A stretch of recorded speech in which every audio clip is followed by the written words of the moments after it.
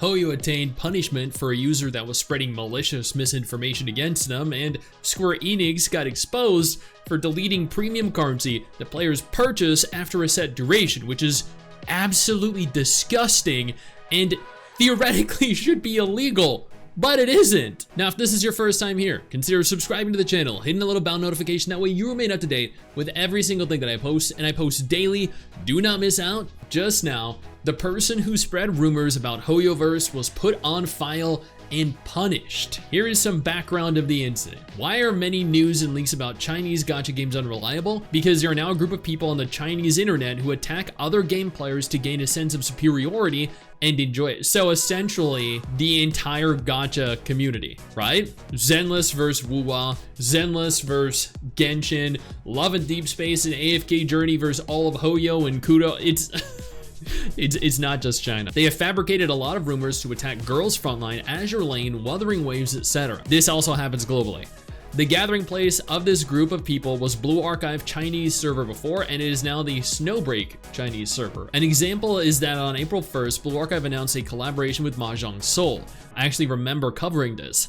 The people thought that the appearance of Blue Archive characters in Mahjong Soul was cuckolding, and that is because you could essentially enter in a relationship with the crossover characters from Blue Archive in Mahjong Soul. So people thought, you know, that the weird ownership they had of these characters in the game meant that they were being cheated on, which was ridiculous. They even sent, I think, a truck outside of the headquarters to petition against this, which I don't really think achieved anything. They immediately attacked Blue Archive and demanded the cancellation of the joint event. When they failed to achieve that goal, because they probably made tens of millions from this event, they mobilized Japanese and Korean players, but the Japanese and Korean players could not understand what they were doing. When they failed completely, they abandoned Blue Archive and they began to repeat the above behavior on Snowbreak. One of the opinion leaders started a live broadcast to promote his own tea after attacking the players of Azure Lane. At the end of August, a man was taken away by the police and detained for 15 days, and all of his accounts were blocked.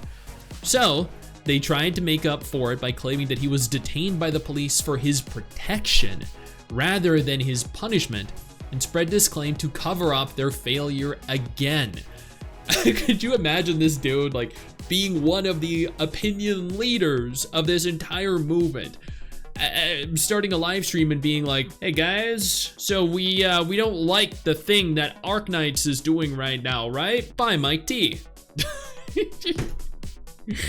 What the dude, that is crazy. And then they tried to cover up his detainment and instead said that they were attempting to protect him. That is wow. Okay, yeah, that's kind of crazy. The person created and spread a lot of rumors about games such as HoYo, Girls Frontline 2, Wuwa, and Azure Lane to cater to a specific group.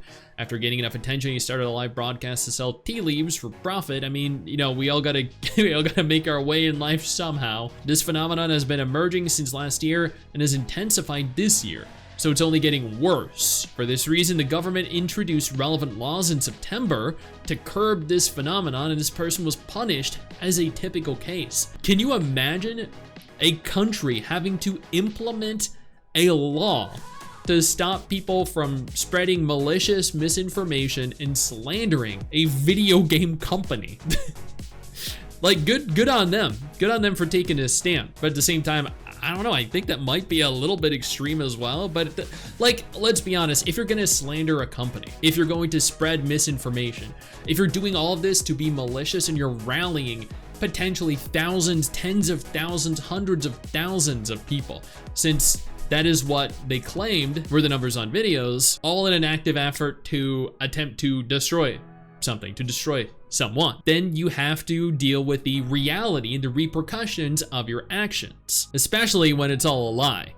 Now, if you are objectively and truthfully stating publicly provable and accessible statements, information, then go right ahead. But if you're making shit up to slander a company because you don't like what they're doing, no, you deserve all the punishment you receive. Before we go any further, let me take a moment here to thank my incredible patrons over on Patreon and my YouTube channel members who allow for me to continue to do dedicated videos like this every single day. You guys are phenomenal, and I can't thank you all enough for the support. Now let's keep talking. This guy was detained by police for 15 days, punished, we don't know to what extent, but oh my god.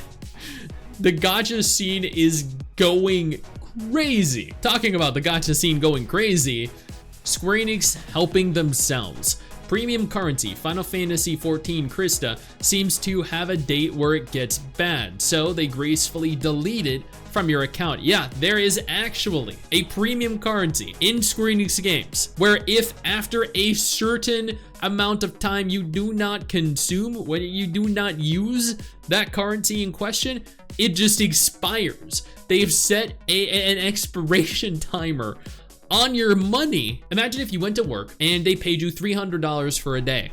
You take that $300 home, you put it in the bank, and then 2 years from now, you want to spend the $300 and the bank tells you, oh, sorry, you didn't spend it, so you lost it. How is that fair? How is that legal? At first, I didn't even believe it, but there was a link that led me right to the Krista subsection of the Square Enix website that goes on to state there is an expiration of Square Enix Krista, that this is in their like terms of service area, the area where you're not gonna read, that typically we gloss over, that states Square Enix Krista remains valid for 2 years from the date that they were purchased and expires at the end of the final month. For example, if you purchased Krista on May 10, 2017, it would expire on May 31st, 2019. Yes, your currency that you paid for expires.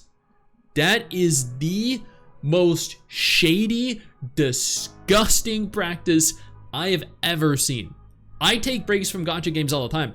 I think I'm on over year two since having played Genshin. I haven't played Honkai Star Rail since roughly like month 2 of its launch, and I plan on going back into both of them, having a ton of new content to push through. And when I get back in them, I fully expect all of my premium currency to be there.